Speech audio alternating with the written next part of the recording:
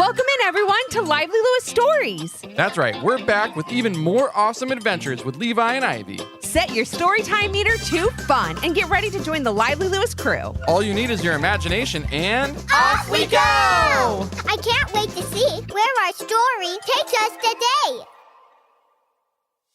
Have you ever wanted to get more Lively Lewis in your life? Well, we've got you covered. Grab an adult and zoom over to livelylewisshop.com. Or just click on the link in our show notes. Enough about that. Let's get to today's super Lively Lewis story. Hey friends, we are on part 2 of Stand Up For Yourself. If you haven't heard part 1, head on over, listen to that, and then come join us here. Eldon pointed Levi and Ivy down a path filled with thousands of bright and colorful flowers. As Levi and Ivy made their way down the path, they saw a small colony of bumblebees buzzing around a patch of sunflowers. Normally, that should have made the bees very happy to be so close to all those lovely pollen-producing flowers, but they all look sad. "What's wrong?" asked Levi to one of the little bees. "So nice of you to ask," buzzed the little bee. "You see that magnificent hive over there? Well, up until 10 minutes ago, that was our hive. But now I guess it belongs to those ants." When Levi and Ivy looked over, they saw quite a magnificent hive. But instead of it buzzing with bees, it was overrun with ants. "Well, if that's your hive, why don't you go take it back?" asked Ivy. "Because those ants are older than us and we don't want to start any trouble," said the little bee in a quiet voice. "But if you don't tell them how upset you feel that they took your hive, then they could do it again to another bunch of bees. Do you want that to happen?" asked Levi. "Yes, just imagine another bunch of bees feeling the same way you do right now," added Ivy. Once the little bees heard that, their minds changed. They owed it to every little bee in that garden to stand up to those ants and tell them to never take something that's not theirs again. "You need some courage," cheered Levi. "You need to stand up for yourself because you're worth it. And by doing that, you have the opportunity to make someone better by showing them the right way to act." As Levi heard the words he was saying, he couldn't help but think that it was pretty good advice that he could have used earlier that day at the soccer field at recess. The bees all seemed quite motivated by the words Levi spoke. They rallied together, got up their courage, and flew over to the hive to take back what was theirs. However, the ants were not used to being treated or spoken to that way. They were used to barging in, taking what they wanted, and being left alone. But now they were being held accountable for their actions, learning that the things they did affected others around them in a negative way. After hearing from the bees, the ants apologized for making them feel disrespected and uncared for. Then, as the ants retreated from the hive, promising never to do anything like that again, a flower seemed to bloom out of nowhere right in front of Levi and Ivy. As the petals of the flower opened up, they revealed a shiny golden token. On the shiny coin was the word courage. Levi grabbed the coin. "You've done it!" exclaimed Eldon. "You've completed your first quest. You helped the bees get their courage back, and in doing so, they helped the ants see how wrong they were for mistreating others in the garden. Congratulations! Only 3 quests left to complete." Ivy was so proud of Levi and was hoping she could take the lead on the next quest. As they continued down the garden path, following Eldon past tall trees, cascading vines, and endless rows of berry bushes, they heard a rustling. As they looked down toward the ground, a little paw, then another, stuck out from underneath one of the bushes. It didn't take Ivy long to realize it was a raccoon popping out to say hello. Well, not quite. She was popping out because she needed some help. "Hi, little friend. How can we help you?" asked Ivy. The little raccoon wiped a tear from her eye and looked up at Ivy, unsure and nervous. "Oh, no, I couldn't ask for your help," said the little raccoon. "You'd probably just call me a baby anyway." "I would never say that," declared Ivy, kneeling down to get close to the scared-looking raccoon. "I know what it feels like to be called a baby for expressing your emotions, and I know how badly it can hurt your feelings." The little raccoon's ears perked up, and she immediately felt comfortable with Ivy. So comfortable, in fact, that she began to share her story. The raccoon had been wandering through the garden earlier, and a fox, who she thought was her friend, decided to make fun of her when she stubbed her paw on a tree root that was sticking out of the ground. "I was crying and calling for my mom, and that fox said I was being a baby," said the raccoon. "He said it was no big deal and that I should walk it off. I thought we were friends. I can't believe he didn't even try to help me." "Well, what did you say to him?" asked Ivy. The raccoon just looked down at the ground and shook her head. I didn't say anything, she replied. I just limped away and hid under that berry bush. Why? What should I have said? You should have told the fox that those were your emotions and no one else's. If you wanted to cry, you had every right, and that you were sure there were times when he had cried too, said Ivy. You should have also said that his actions made you feel bad because you thought you were friends, and friends are supposed to be there to pick you up when you're feeling down. And as Ivy heard the words she was saying, she couldn't help but think that it was pretty good advice that she could have used earlier that day when she was watching Levi on the soccer field. The little raccoon seemed motivated by the words Ivy spoke. She knew Ivy was right and set off to find that fox, who happened to not be very far away enjoying a nap in the sun. The raccoon told the fox about her emotions and how important it is to get them out. Also, how no one should make you feel bad about crying or feeling scared. However, the fox was not used to being treated or spoken to that way. He was used to saying what he wanted and not being told one way or another how it made others feel. But now he was being held accountable for his actions, learning that the things he did affected the others around him in a negative way. The fox apologized after hearing from the little raccoon, how she felt made fun of and how she would never expect a friend to treat her that way. The fox apologized to the little raccoon, reassuring his friend that he would never react to her emotions in that way again, or any other creature's emotions for that matter. And as she did, a flower seemed to bloom out of nowhere right in front of Levi and Ivy. As the petals of the flowers opened, they revealed a shiny golden token. On the shiny coin was the word respect. Ivy grabbed the coin. You've done it again, exclaimed Eldon. You've completed your second quest. You helped the little raccoon learn that expressing yourself through emotions is something we all should do. And in doing so, she helped the fox to see how wrong he was for making fun of her crying. Congratulations. Only 2 quests left to complete. Completing the first 2 quests made Levi and Ivy feel great. They were excited to help others in the garden. They were feeling the same way they had felt earlier that same day. They knew the Garden of Friends had more lessons to teach them, and they had more friends to help. So they marched on, following Eldon. The next garden friend they discovered was a bashful bunny, but as soon as they tried to talk with him, they were interrupted by a very talkative and confident falcon. So, who are you? And what are you doing here? And why are you trying to talk to my friend? The falcon squawked as he stood between Levi and Ivy and the bashful bunny. I'm sorry, we didn't mean to make you upset, said Levi. Yeah, we just wanted to say hello. So, hello. The bashful bunny smiled and tried to say hello until he was interrupted, this time by the falcon. Well, he says hi and I say hi, and now I guess you two can be on your way, said the falcon. We're all set, friends. We don't need any more. Isn't that right, bunny? The bashful bunny just raised his eyebrows as if to say, well, that's what you think.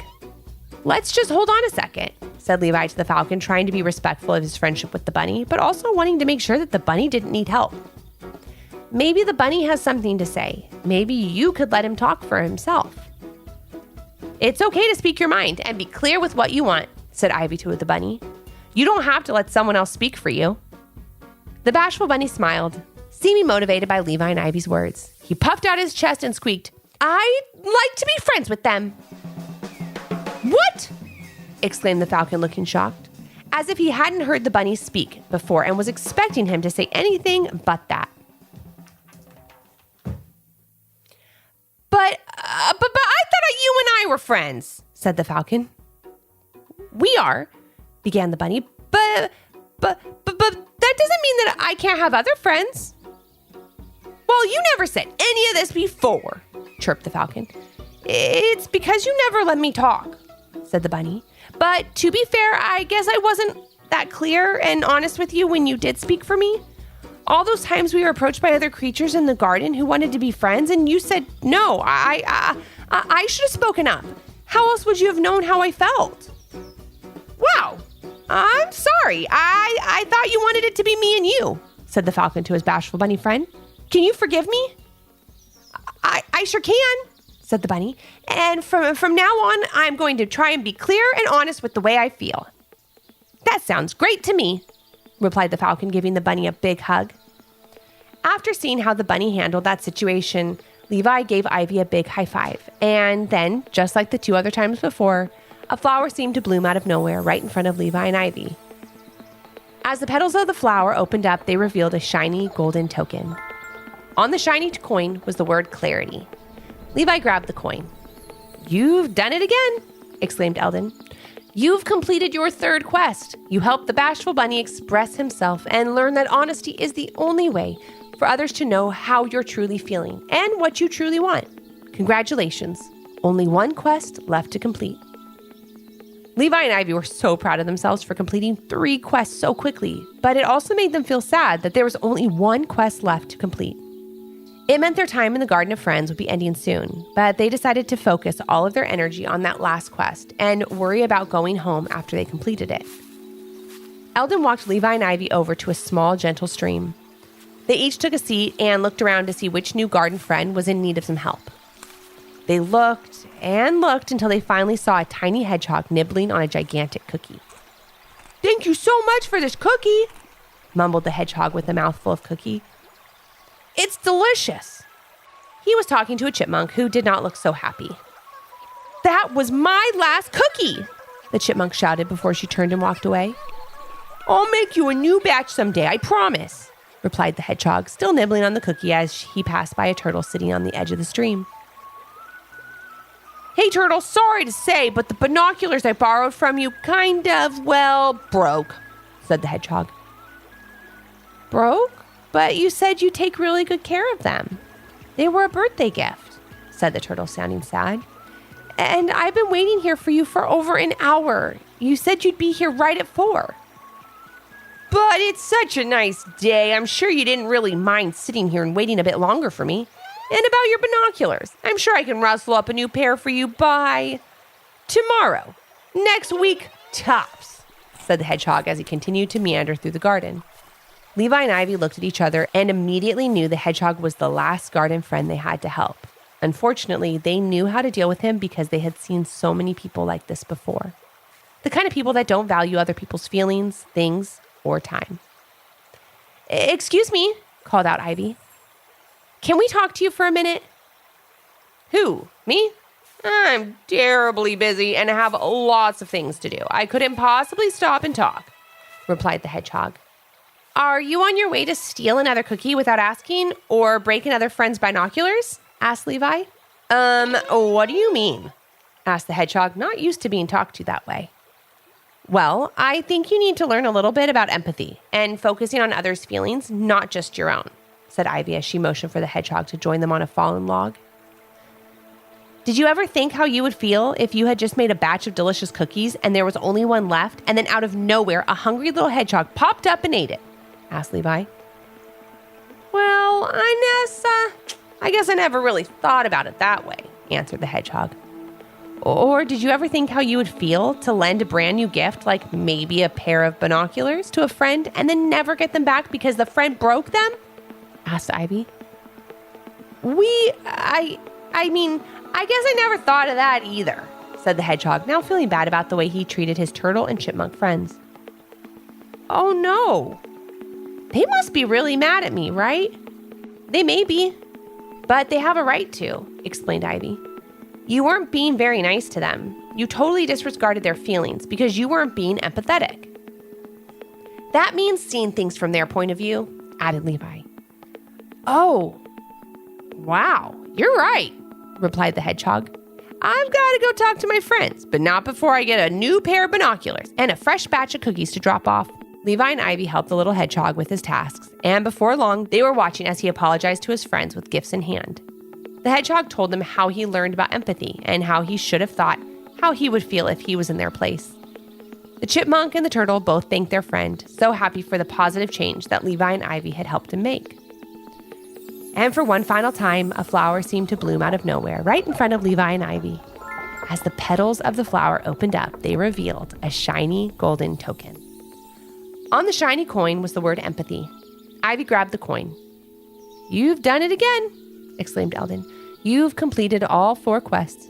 You helped the hedgehog learn about empathy. Now you have learned all you need to know to return to your world and fix the situations you are in today. Congratulations! I am so proud of you."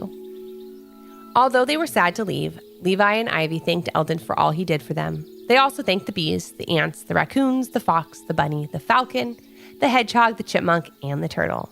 because they knew they couldn't have learned all the valuable lessons they did if it hadn't been for their new garden friends. "I can't wait to see how you use all that you've learned here to help you back home," said Eldon. "Good luck, and please know that we will all be cheering you on from the garden. You have all the tools you need to make your situation at school better. Use them to help yourself, and you will help others as well." "Thank you so much, Eldon," exclaimed Levi and Ivy as they reached the gigantic iron gate that first led them into the Garden of Friends. They waved goodbye one last time before stepping back through into their normal world. Once back by the park, they turned around to see the hedgerow and the gate were both gone, taking Eldon and all their garden friends away too. Knowing what they had to do and holding the 4 golden coins from their garden quest, Levi and Ivy felt courageous. They felt that they deserved respect and could get it by showing clarity in their words and their actions and addressing situations to help themselves and the other people involved. And in doing so, they would hopefully teach others about empathy and how they should always ask this one question before they act. How would I feel if this were happening to me? Ivy and Levi returned home for dinner, once again full of confidence and looking like the old Levi and Ivy that their parents remembered. They were ready to talk to those kids the next day at school, and no matter what came their way during those interactions, they knew Eldon and their other garden friends had given them all the tools they needed to fix the problem. The next day at school, Levi and Ivy each approached the kids they had made them upset the day before. Using all they learned, they helped those kids to see how their words and actions were hurtful and made them feel bad. Both groups received the information the same way, surprised at how much of an impact they had on Levi and Ivy, and so sorry for ever making them feel bad in the first place. Levi and Ivy talked about it the whole way home, how the lessons they learned in the garden worked, and how they should really share what Eldon taught them with other kids at school, hopefully creating an environment where everyone respects each other. So the very next day, Levi and Ivy asked their teacher if they could form a school club teaching the lessons of courage, respect, clarity, and empathy. Their teachers loved the idea, and that day, the Garden of Friends Club was born. Thanks for joining us today. We hope you enjoyed the story and learned a little something too.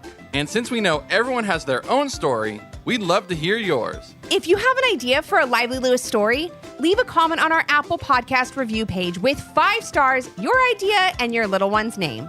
Then maybe our next adventure will be with you. Until our next Storytime Hangout. Thanks for listening. We can't wait to share another fun Lively Lewis story with you.